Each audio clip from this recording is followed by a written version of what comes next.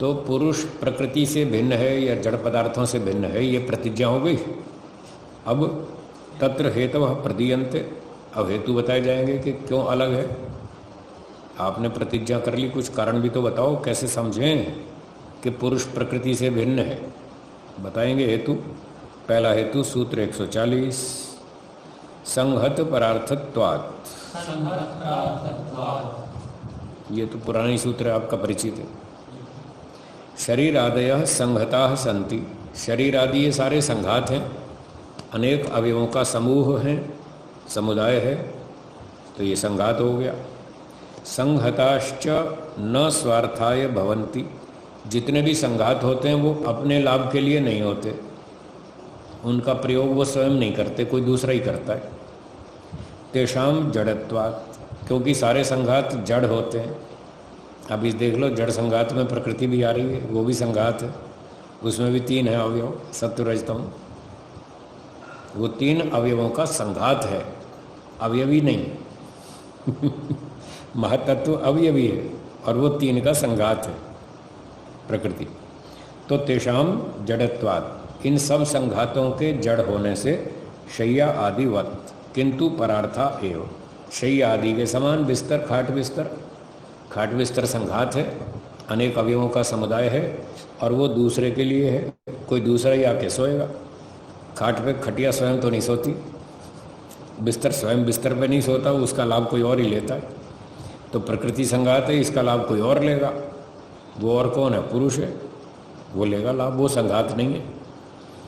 पुरुष भी संघात होता तो इसका लाभ भी कोई और लेता और ये भी जड़ हो जाता। संघात वस्तु सब जड़ होती है और इसका यूज़र कोई और होगा। तो संघात हैं सारे जड़ पदार्थ। तस्माद् यदर्थाः सन्ति शरीरादयः स परः, तो ये परार्थ होते हैं, दूसरे के लिए होते हैं।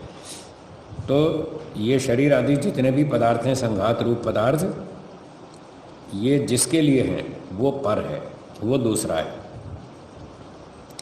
तेभ्य शरीर आदिभ्यो भिन्न ही थी, वो इन शरीर आदि जड़ पदार्थों से अलग अस्तित्व वाला है और वो पुरुष है। इति प्रथमो हेतु, ये पहला हेतु हुआ। ये पहला हेतु हुआ कि संघात वस्तु दूसरे के लिए होती है तो दूसरा कोई तो होना चाहिए, कोई यूज़ करेगा, नहीं तो किसके लिए बनाई सृष्टि? अगर जीवात्मा ना हो तो किसके लिए सृष्टि बनाएंगे? कोई भोक्ता तो है ही नहीं। जब कोई खाने वाला नहीं तो पाचक रोटी बनाएगा? नहीं बनाएगा। तभी तो बनाएगा जब कोई खाने वाला हो। हलवाई तभी मिठाई बनाएगा जब कोई ग्राहक हो खरीदने वाला। और बाज़ार में 10 दिन का कर्फ्यू लगाए तो हलवाई मिठाई बनाएगा? नहीं बनाएगा, सड़ जाएगी, खराब हो जाएगी, तो क्यों बनाएगा? तो इसलिए कोई ना कोई खाने पीने भोगने वाला भी होना चाहिए जिसके लिए सृष्टि बनाई जाए। तो संघात वस्तु दूसरे के लिए होती है, संघात प्रकृति से जगत बनाया गया, मतलब कोई दूसरा भोक्ता भी है, ऐसे उसका अनुमान हो गया। ठीक है जी। हैं? जिसके लिए, यद जिसके, अर्थ माने लिए, चतुर्थी वाला अर्थ होता है जिसके लिए, जिसके लिए, जिसके यूज करने के लिए, जिसके भोगने के लिए सारे शरीर आदि पदार्थ हैं, जो इनका लाभ लेने वाला है वो।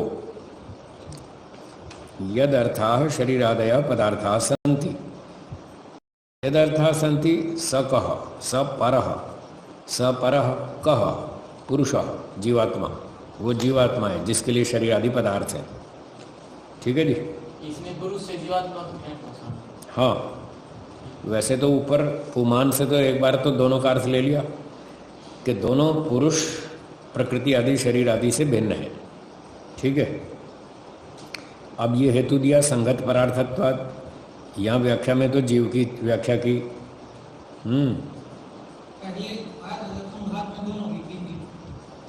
क्या चीज?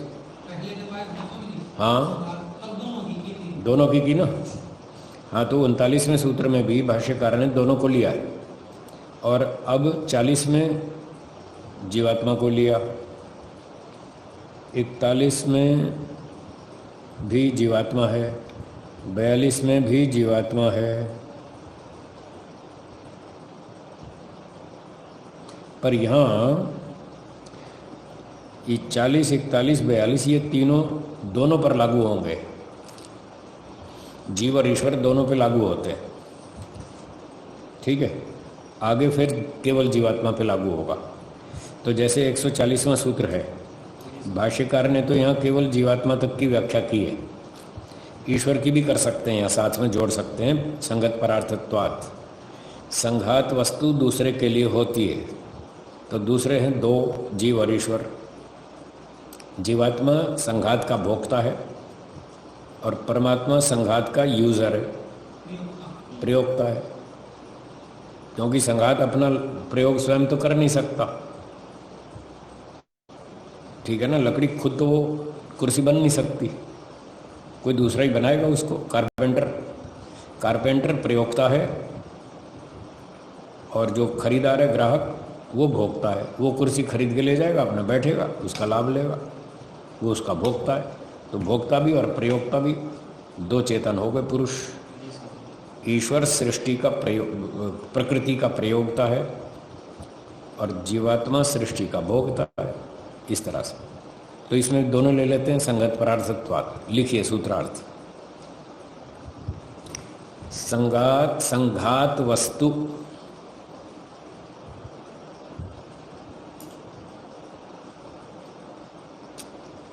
दूसरे के लाभ, दूसरे के प्रयोग के लिए होने से,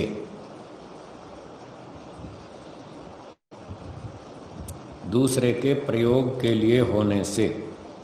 अब ये हमने प्रयोग शब्द ऐसा कॉमन रख दिया, दोनों पे लागू हो जाएगा, जीव पर भी और ईश्वर पे भी। ईश्वर प्रकृति का प्रयोग करता है,